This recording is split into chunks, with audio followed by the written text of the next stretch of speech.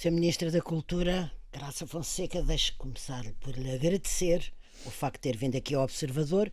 Vou começar com uma pergunta que talvez a espante, mas cuja resposta eu gostaria muito de ouvir. Porquê é que acha que foi escolhida para esta pasta? Foi um pouco no afogadilho daquela saída relativamente inesperada de Luís Filipe Castro Mendes, estava à mão, era amiga do Sr. Primeiro-Ministro. O que é que a recomendava e o que é que achou que a recomendava para aceitar? Muito obrigada pelo convite. Eu diria que o que recomendou, se quiser, é ter ao longo dos anos, eu exerço funções públicas há 20 anos. Em 1999, deixei a Universidade de Coimbra, onde trabalhava como investigadora, para exercer o primeiro cargo público na área da justiça, na altura. E, ao longo destes 20 anos, fui concretizando vários projetos e fui, julgo eu, demonstrando capacidade de definir o que é necessário fazer, qual a estratégia e cumpri-la. Portanto, não só pensar, mas concretizar. Pensar e concretizar, por um lado. Este é um aspecto que me parece relevante. Por outro lado, de facto, tenho um percurso com o Primeiro-Ministro, é verdade.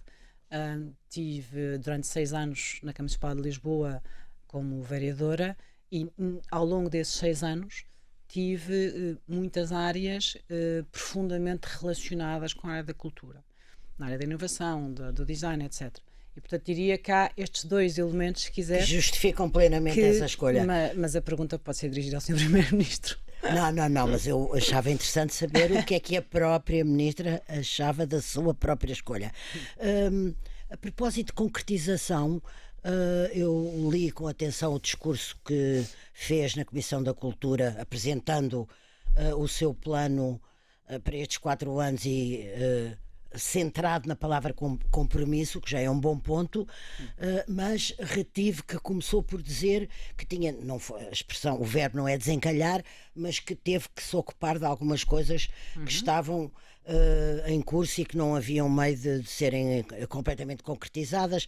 Vão desde os carrilhões de Mafra até conventos, até museus, até ao plano de artes, até tudo isso. Ficou tudo resolvido de facto, não é preciso detalhar cada um. Pode dizer que ficou resolvido. Ou seja, gostou de entrar mostrando que entrava a resolver. Não ficou tudo resolvido, nunca fica tudo resolvido. Felizmente há sempre novos problemas ou novos projetos para resolver. Mas o que eu fiz ontem questão de dizer foi houve uma preocupação, um foco, se quiser, de resolver algumas questões que há muito tempo estavam por ter uma solução. O que referiu dos carrilhões de Mafra, que agora em fevereiro vão tocar, o Convento da Saudação, isto para dar só para explicar um ponto do Convento da Saudação que é importante, porque eu conto muitas vezes esta história. No dia em que eu tomei posse, como Ministra da Cultura, a capa de um jornal diário era um buraco na cultura. E a fotografia era precisamente a do Convento de Saudação, onde está instalado o Espaço do Tempo, um projeto do Rui Horta, que tinha colapsado. E, portanto, fizemos questão de resolver os problemas que estavam por resolver há bastantes anos. Então, vamos ao futuro.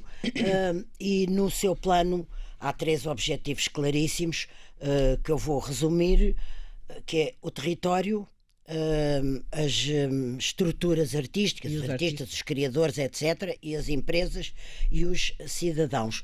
Eu gostava, antes de especificarmos isto e de viajarmos por isto, que me dissesse, é uma ideia sua de quem foi este critério, porque este critério aconselhou-se, falou com o Primeiro-Ministro, falou com a sua equipe. Como é que nasceu o território, as empresas e os criadores e os artistas? O processo de pensamento estratégico é sempre partilhado, nunca é de uma cabeça só, como é evidente.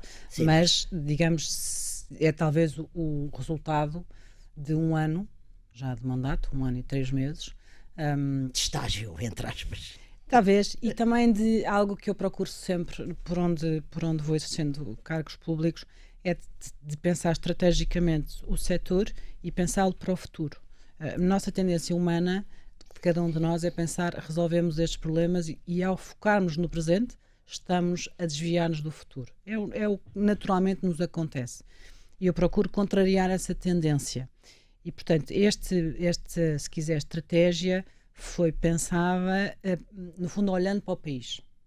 O país, como é que a cultura nasce, circula, chega ao território. O território tem que ser a base. Atrai.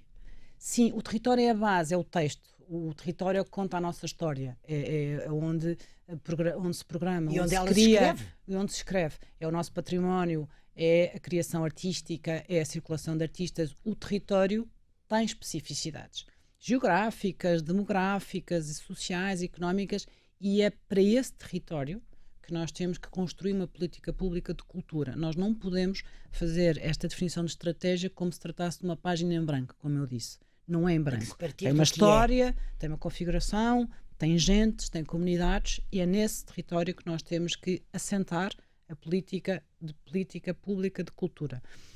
Nesse território, estruturas artísticas e artistas criam, programam, circulam. E fazem-no para pessoas que vivem, empresas que trabalham, que investem nesse território. E, portanto, pensarmos o território com as estruturas artísticas e com as pessoas é um tripé, porque, na verdade, é o nosso país. E nós temos que definir política pública para o país. E, portanto, esta é a estratégia. E depois, nestes 3 níveis, se quiser, há diferentes medidas concretas para garantir que esta estratégia chega lá. Executada, exatamente. Pareceu, justamente queria chegar aí porque provavelmente não podia ser de outra maneira, mas eu esbarrei e li bastantes vezes com muitos números, muitas percentagens, aquele português do Estado e dos documentos oficiais um pouco árido, muitos objetivos. E pensei, eu fui interpelada por alguma coisa de forte, não sei se fui. Portanto, queria lhe dizer o que é que há ali de forte, de inédito, de interpelativo, ou talvez pelo contrário, que não possa haver, as coisas são o que são e é preciso fazer aquilo que ali estava. Isto não é obviamente uma acusação, nem eu estou aqui nesse papel. É apenas uma perplexidade que senti, mas então onde é que está aqui uma ideia que me agarre? Tirando não é a lotaria, é a conta satélite, já lá vamos. Sabe que a forma como fiz questão de apresentar a estratégia é quase que, se quiser, como o início de um ciclo ou um marco inaugural, vamos lá chamar assim.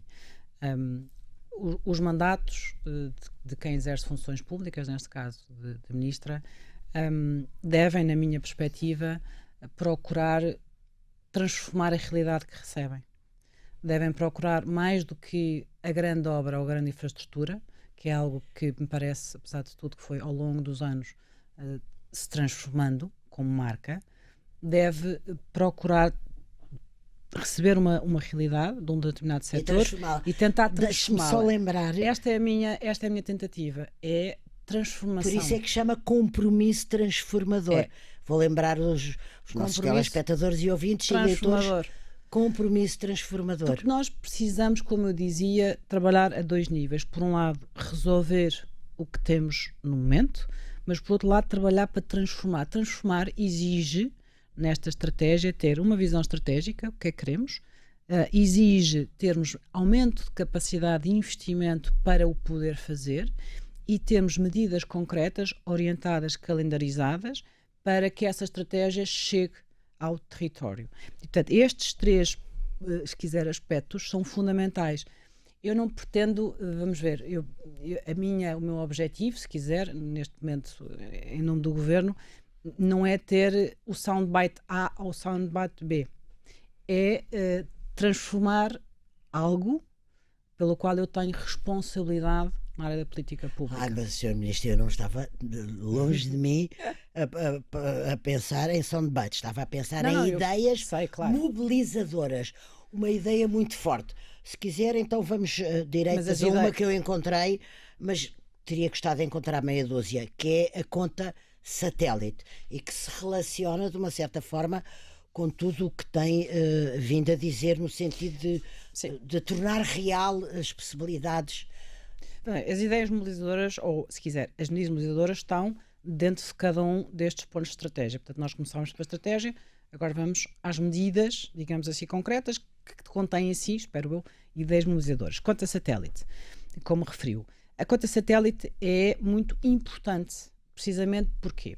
Porque a posição do governo tem sido sempre a seguinte: a cultura é uma área transversal. Não se contém, nem pode conter na área governativa cultura. Eu dou um exemplo. Quando o Instituto Camões investe na internacionalização dos artistas e dos autores, isto é investimento em cultura. A conta satélite é algo que é recomendado nacional e internacionalmente há bastante tempo como um instrumento de medição e de verificação do impacto que o investimento em cultura tem no país. É um instrumento consolidado nas contas nacionais. Que vão abrir, que vão inaugurar, digamos. E que ao longo deste mandato vamos trabalhar entre o INE e o Ministério da Cultura para ter a conta satélite consolidada nas contas nacionais, que vai dizer o quê? Vai dizer quanto é que por ano é o investimento público e privado em cultura. Para nós sabermos quanto é investido em cultura, qual é o impacto que tem do ponto de vista de criação de empregos, do ponto de vista de fixação no território, ou seja, no conjunto de medição de impacto. Isto é fundamental para nós podermos acabar o mandato sabendo exatamente qual é, o que é que se gasta, quanto é que se gasta em cultura e qual é o impacto que esse investimento tem no país. Mas isso, aí está, isso é o que eu chamo uma ideia muito mobilizadora. Agora espero que me descubra outras ou que, na área, ou que venham. Então vamos às medidas concretas. Vamos às medidas concretas, talvez começando pela área do território, que foi a área que começámos por falar. Vamos ver. Mas temos que tem que, se não se importa, escolher algumas do território, porque depois eu não esgoto o meu questionário e tenho muitas curiosidades. Sim, vou escolher, então vamos escolher duas medidas na área do território que me parecem mobilizadoras e importantes. Primeiro, o foco na reabilitação e dinamização do património cultural. Estava aqui, exatamente. Okay. Sabe porque... Deixe-me só introduzir uma pequena dúvida nisso. Os portugueses ouvem, nomeadamente há 43 anos, nos programas dos governos respectivos ministros e ministras da Cultura, reabilitação do património. É uma espécie de lenga-lenga. Agora o seu vem património classificado, o que mostra uma ambição até maior, não é? De não deixar ruir um património que é classificado. Diga-me, convença-me da bondade de pôr outra vez a recuperação do património classificado. A ideia é a seguinte, é constituir na verdade já existe um fundo, mas constituir um fundo para a reabilitação do património classificado e para a sua dinamização. O que é que isto significa? Dois objetivos muito claros. Primeiro, nós temos estado a fazer o levantamento dos imóveis classificados, e quando digo levantamento é fotografia, caracterização, ou seja, toda a identificação. E precisamos ter um plano a 10 anos. A nossa perspectiva, a nossa proposta é ter um plano a 10 anos, que estamos a trabalhar já com o Ministério das Finanças, um plano a 10 anos que determine qual é o valor do fundo para o investimento no património e quais são as prioridades de intervenção nos edifícios. Ou seja, nós precisamos saber se em 2020 o prioritário é aquele monumento ou se é aquele monumento. E o que é que vamos fazer até 2030.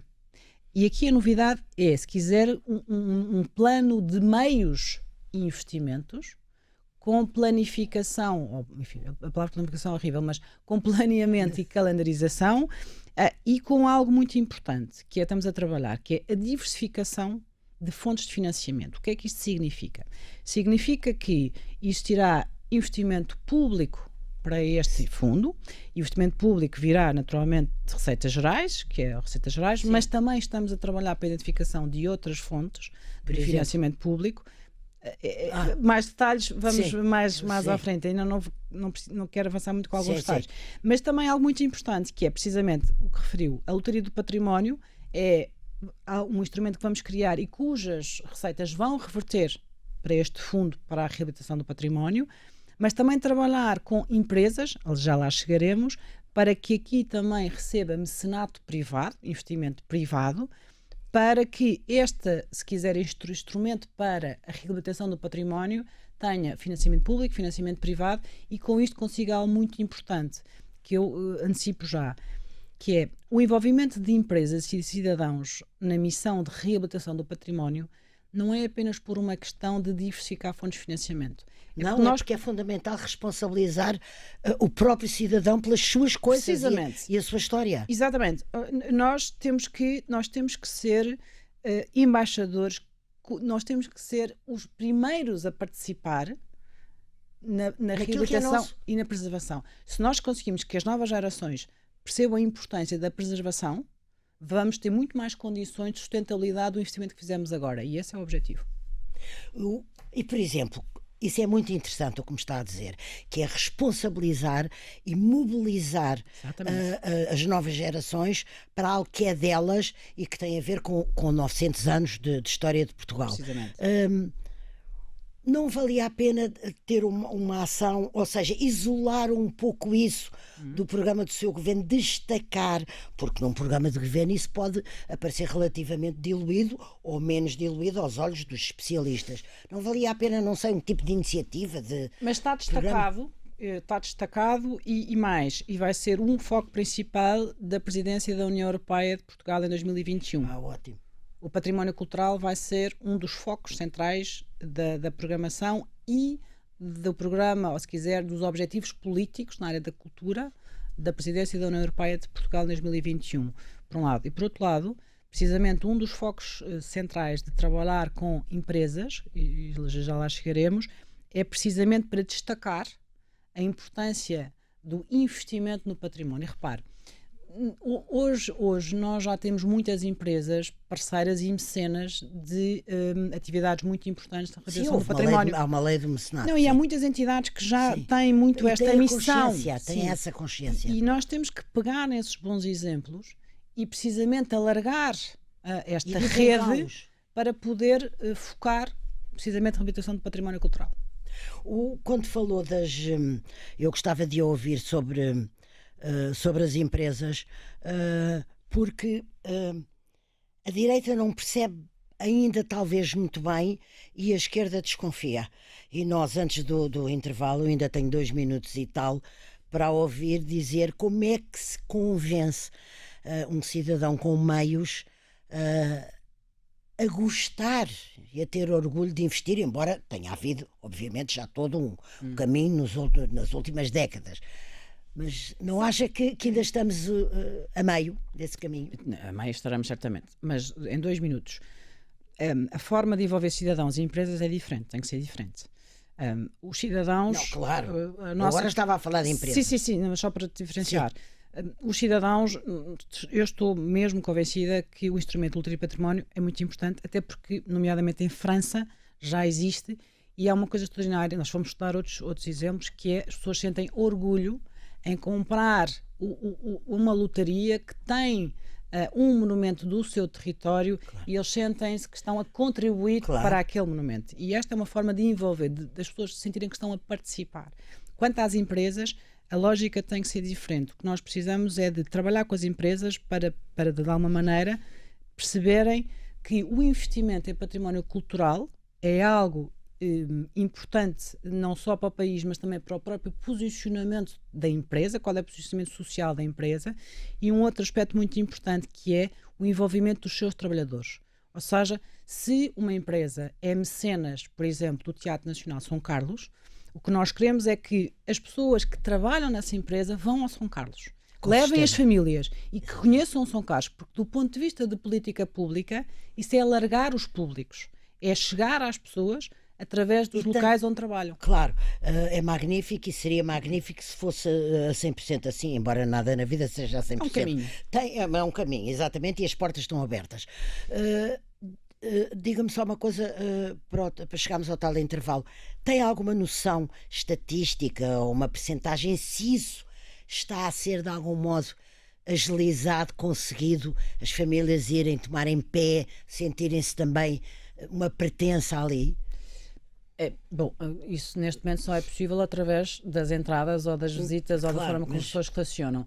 De estatística não há, não sei os números das entradas. Empiricamente, alguém que viaja muito no país, como eu, a minha percepção é que as pessoas já o fazem sem perceber que fazem. E que é muito importante isso é ótimo. lançar, no fundo, um movimento nacional para que as pessoas percebam que estão a participar naquilo que é seu património cultural. Agora vou abordar um tema interessante no seu plano, que é a política de aquisições das coleções do Estado.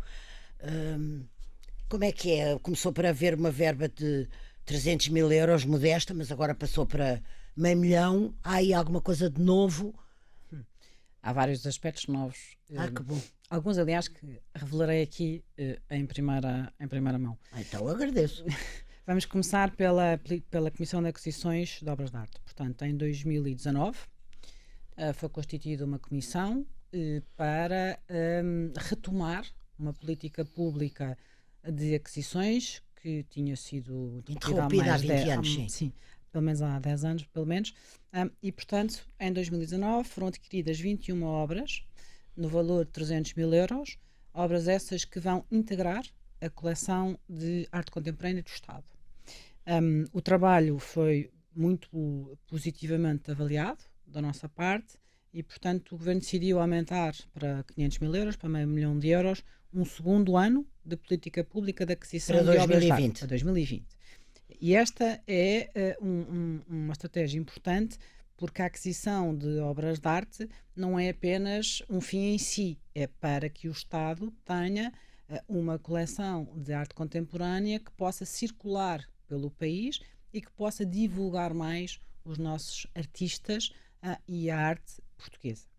A este movimento de aquisição de obras de arte, agora vamos, no próximo dia 28, eu e o Sr. Ministro das Finanças... Amanhã, portanto, estou baralhada. O Estado adquiriu a coleção BPN. Era um dossiê que estava há algum tempo por encalhado também. Resolver, e finalmente foi concluído no final de dezembro de 2018 e, portanto, o Estado vai ficar com 196 obras que eram do Banco BPN, obras que são fundamentalmente de artistas portuguesas, de Vera da Silva, de várias épocas, de Paula Rego, de várias épocas, e que vão integrar a coleção do Estado. O valor da coleção são cerca de 5 milhões de euros, e estas 196 juntam-se à coleção do Estado.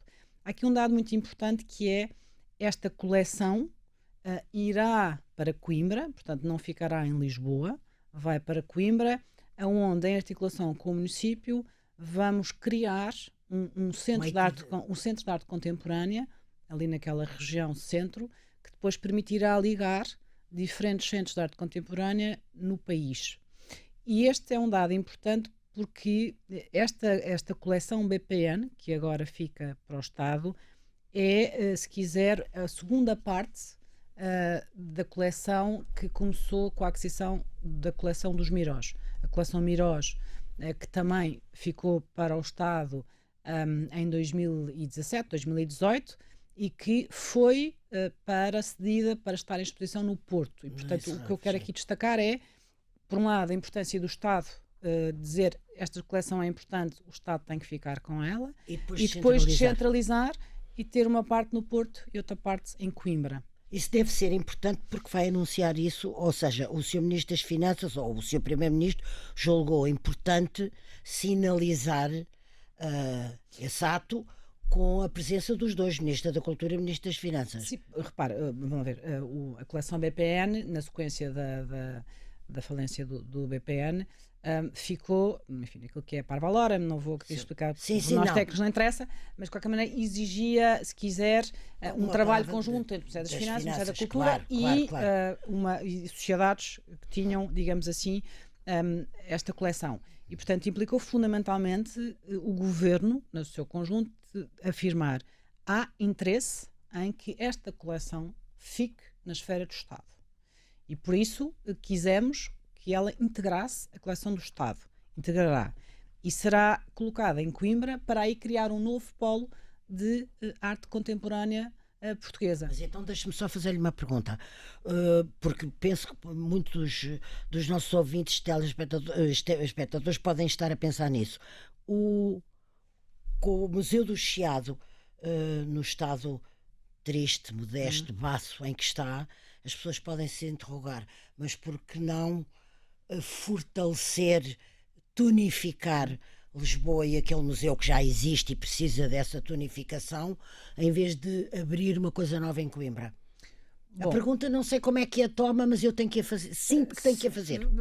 várias razões. A primeira é porque Lisboa tem bastante mais oferta de arte contemporânea do que Coimbra. Já sabia que me ia dizer isso. O meu lugar Sim. hoje em dia não é pensado só em Lisboa, Não é naturalmente Lisboa, é no com país. certeza, está bem, E mas- por isso o papel é a circulação, por um lado, e por outro lado, o Museu do Chiado, juntamente com outros equipamentos da cidade de Lisboa, é um dos, se quiser, enfim, dos projetos que estamos a trabalhar para transformar um pouco a relação entre o Chiado e outros equipamentos. Um dia lá iremos. Mas aquilo que é verdade é Coimbra tem muito menos oferta de arte contemporânea do que Lisboa. E isso, evidentemente, Isso contou, é uma pesou. razão fundamental, porque se nós queremos ter uma rede de circulação de arte contemporânea, nós precisamos ter vários polos. E a região centro é, evidentemente, um polo muito importante. O facto é também um pouco isso que faz com que o Museu da Música, que dividiu as plateias, a escolha do sítio, vá para Mafra. Alguém lá irá. Bom, hoje em dia vão 300 mil pessoas. Sim. Enquanto que ao Museu da Música vão 16 mil. Vão por causa do Convento de Mafra, que é um Ora bem. ex-libris do nosso património. É verdade. Vocês assim como assim aproveitam, é um 2 em 1, é isso. Vamos ver, assim, se nós pensarmos Ai, só um segundo, porque o Museu de Mafra, não, eu sei que eu fiz-lhe a pergunta, tenho que me responder. Sim. Mas, não, mas eu respondo sim. rapidamente. Vamos ver. O Museu da Música está há 25 anos provisoriamente instalado numa estação de metro. Metro, sei. Há 25 anos provisoriamente. Pronto. Há um momento em que nós temos de tomar uma decisão definitiva. Nunca uma decisão definitiva agradará a todas as pessoas. O ponto é, o Complexo de Mafra, agora classificado como Património da Humanidade, tem uma enorme ligação à música, à história da música Exatamente, em Portugal. sim, sim. E, portanto, tem condições extraordinárias para que todo agora o com os acervo do carrilhões e Museu os da 6 Música órgãos. possa estar à vista de todos. Muito bem. E por isso a razão é esta, é a razão de que, do ponto de vista museológico, é uma opção que faz sentido. Falou das coleções e do seu orgulho em ter agora uma verba mais folgada e da responsabilidade do Estado nas aquisições, etc. Mas eu estou-me a lembrar de uma atrapalhada que houve aqui há uns tempos com o desaparecimento, o sumiço de umas obras de arte que não sabiam onde estavam e depois foi pedido um relatório. O que é que se passou? Nunca mais ouviu falar de nada. Bom, esse é um dossiê que tem pelo menos, que existe pelo menos desde os anos 90. E é importante que me faça essa pergunta e eu responda em... Tem a noção do mal que vou caiu essa atrapalhada. Vou tentar em 5 minutos. Menos, que eu tenho imensas 3 perguntas minutos ainda. 3 minutos. Bem, a coleção do Estado existe desde 1976. Entre 1976 e os anos 90 existiu inúmeras, e bem, empréstimos, cedências, circulação de obras de arte. Entre 1990 e 2006, só para as pessoas se situarem, foram celebrados diferentes protocolos de depósito de longa duração em diferentes instituições. Desde os anos 90, e este é o ponto muito relevante, desde os anos 90 que se sabe que existem obras da coleção por localizar. Repare, desde os anos 90. Portanto, isto é algo que é estrutural há muitos anos. Não é de agora. Não é de agora. Não é sequer dos últimos... socialista. Não, nem sequer, nem socialista, nem social-democrata. Sim. Foi ao longo dos anos. Sim. Estas questões para mim são transversais. Não, mas quer dizer, não foi um desmazelo socialista no sentido em que não foi uma coisa que tivessem feito há 3 anos quando surgiu esta polémica. A gestão do património do Estado, material ou imaterial, durante muitos anos não teve os instrumentos que hoje em dia tem do ponto de vista da gestão. Pronto, por um lado. E por outro lado, a forma como nós hoje encaramos o património é diferente. É mais responsável. Aqui hoje. o ponto relevante é assim.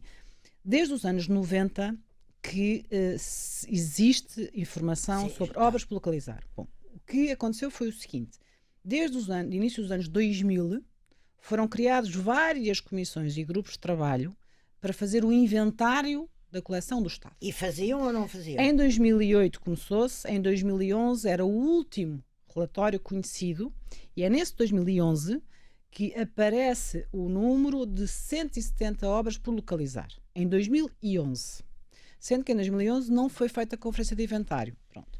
O que é que agora nós determinamos? E esta parte eu de facto tenho algum orgulho em poder dizer. Mas já é fruto do tal agora relatório. O que eu determinei foi que até ao final do ano de 2019 a Direção-Geral do Património Cultural tinha que fazer uma conferência de inventário e dizer claramente onde é que estão as obras de arte, em que condições de preservação estão e quais são aquelas que estão realmente por localizar.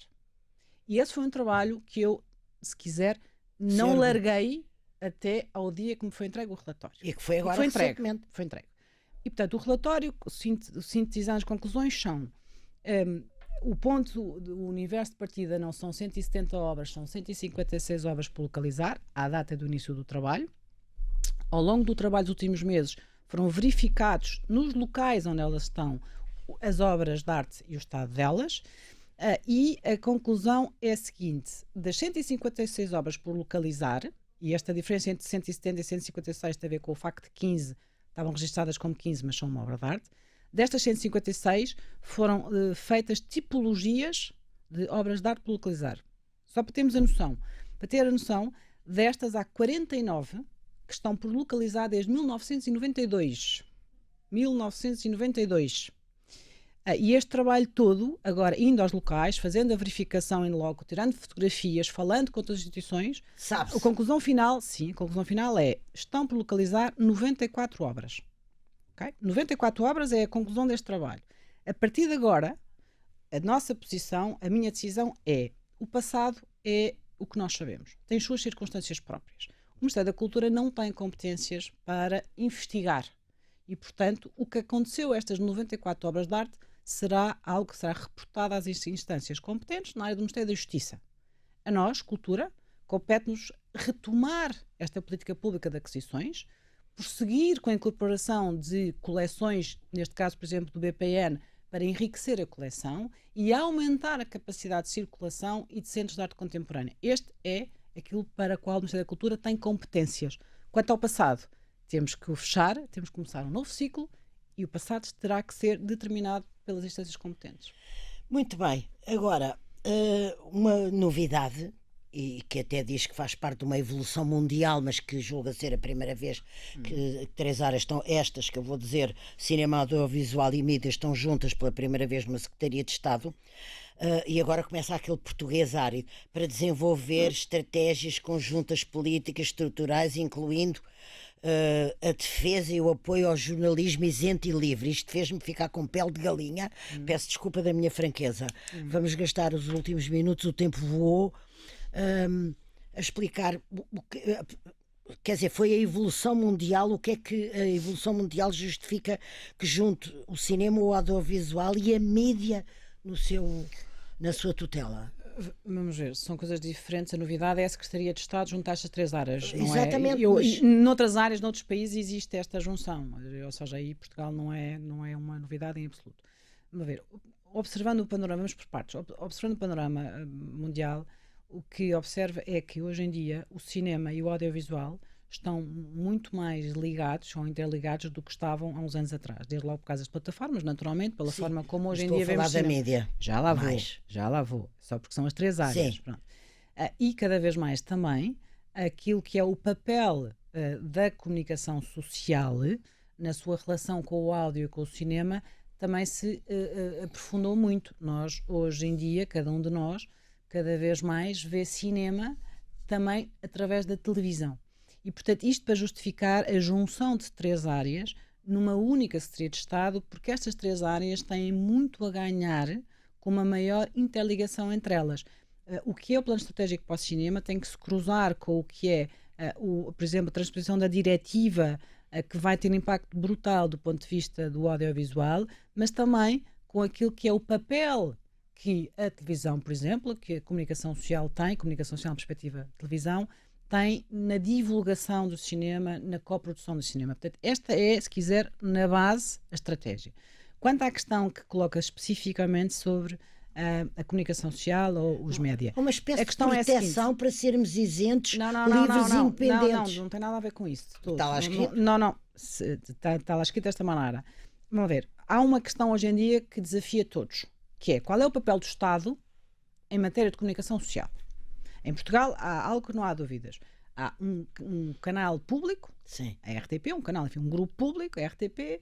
Há uma agência noticiosa da qual o Estado faz parte, integra, e depois há a comunicação social privada. Pronto. Quanto à primeira dimensão, está relativamente estabilizado qual é a intervenção que o Estado deve ter. Quanto à segunda dimensão, ou seja, a comunicação social privada, discute-se muito hoje em dia na Europa, e não só na Europa, qual é o papel que o Estado deve ter naquilo que se chama os programas de apoio à comunicação social, ou, se quiser, o apoio do Estado. A Europa discute muito isto. Eu sei. E não só na Europa, os Estados Unidos também. É algo que nós temos que fazer, como aí referi, é algo que nós temos que fazer de uma forma muito ponderada e sempre no quadro regional. Na nossa perspectiva, qualquer fórmula de medidas de apoio à comunicação social tem que ser pensada no quadro europeu. Porque hoje em dia nenhum país consegue isoladamente ter medidas de política pública para um setor como este. Porque é que me parece importante que esta discussão se faça, e como sabe, o Sr. Presidente da República tem colocado este tema permanentemente na agenda pública. E porquê? Por uma razão muito simples, é que a qualidade da comunicação social, na perspectiva que aí referiu, de continuarmos a ter maior preponderância, ou que a comunicação social regulada, isenta, livre, seja aquilo que move a forma como nós nos informamos e não, enfim, outras plataformas em que não há verificação, por exemplo, da veracidade das notícias que são divulgadas, é fundamental para as democracias. Nós temos que ter a noção que a democracia só sobreviverá com uma comunicação isenta, livre, regulada. E se não o fizermos, aquilo que está em causa, e vemos em alguns países... A questão é o quem e o como, mas pronto. Certo, a quem e o como, por isso é que estamos a discutir qual é que deve ser o nível de intervenção do Estado. De intervenção, não, de apoios, para que fique claro. Vamos ver, esse é o desafio do Sr. Presidente da República. Que o Estado, as entidades públicas, pensem e tenham um plano que consiga, por exemplo, só para dar um exemplo às pessoas perceberem, para não ficar dúvidas, por exemplo, a questão da capacitação tecnológica da comunicação social, por exemplo, para fazer algo tão importante como verificação de fontes ou de notícias. Isto é algo, por exemplo, começámos a trabalhar com a Lusa. A Lusa está a desenvolver um projeto com enfim, um projeto tecnológico para ter a maior capacidade de poder verificar na fonte a veracidade daquele conteúdo. E isto não tem nada a ver com questão editorial, repare. Estamos a falar de infraestruturação daquilo que é a capacidade dos mídias de poderem... Estamos a falar de saúde da democracia. Estamos a falar de saúde da democracia. Deixe-me só perguntar-lhe uma coisa que faz uma certa espécie, porque a palavra subsídio também é uma palavra quase tóxica, mas que eu gostava muito de ouvir a Ministra da Cultura num minuto explicar-me. Quando se diz o subsídio é atribuído por questões de qualidade... subsídio a quem? Desculpa. Não, o subsídio às artes, em geral. No universo, no grande e complexo universo da cultura. Qual é o seu grande argumento para dar um subsídio? Nós devemos dar um subsídio segundo o quê? A qualidade é tão subjetivo? Não há, vamos ver, a ministra não compete fazer avaliação de qualidade, de tudo. E também eu tenho algum problema com a palavra subsídio, porque sabe porquê? Eu explico porquê. É que nós não falamos em subsídios na educação ou na saúde. E é igual. Pois não. Da mesma maneira como os nossos impostos financiam o Serviço Nacional de Saúde ou a escola pública, os nossos impostos também devem servir para financiar a oferta de cultura. E, portanto, quando nós dizemos subsídio na cultura por oposição a investimento na saúde, nós estamos, no fundo, se quiser... enfim, a estigmatizar a cultura, que é algo que eu profundamente tentarei sempre desconstruir. O Estado tem que investir em cultura, em saúde, em educação, em infraestruturas, e em nenhum destes setores se diz subsídio, só na cultura. E por que será? Porque precisamente... O que envenenou isso? Porque precisamente, julgo eu, quando se fala de cultura, não se fala da dimensão, lá está, do que o território tem, Claro. da infraestrutura, da Fala-se uma coisa rede. Fala mais sempre só da circunstancial, companhia ou da A ou B. circunstância, Não, sim. temos que falar sobre a cultura e aquilo que é a oferta de cultura que existe no território. Da mesma maneira como existe a oferta de saúde ou existe a oferta de escola pública. É disso que temos que falar. Muito bem. Para terminar, quando acabar esta legislatura, eu vou convidá-la para vir aqui outra vez, se não for antes, mas concretamente no fim da legislatura. Acha sinceramente que isto que enunciou aqui, o que eu não tive tempo de abordar, pode estar a caminho de uma grande implantação, algumas coisas resolvidas, outras concretizadas? Sim, esse é evidentemente o meu objetivo.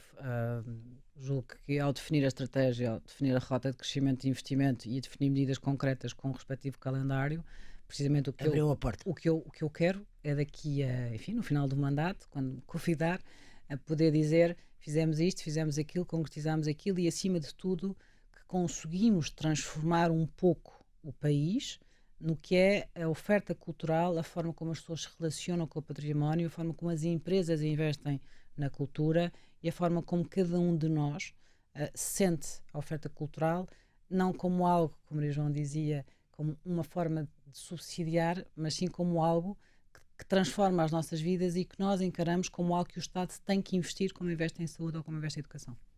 Com a correspondente nota dos cidadãos se sentirem também responsabilizados e convidados a entrar nessa outra visão da cultura. E as empresas. Muito obrigada, Sra. Ministra da Cultura, foi ótimo falar consigo. Obrigada.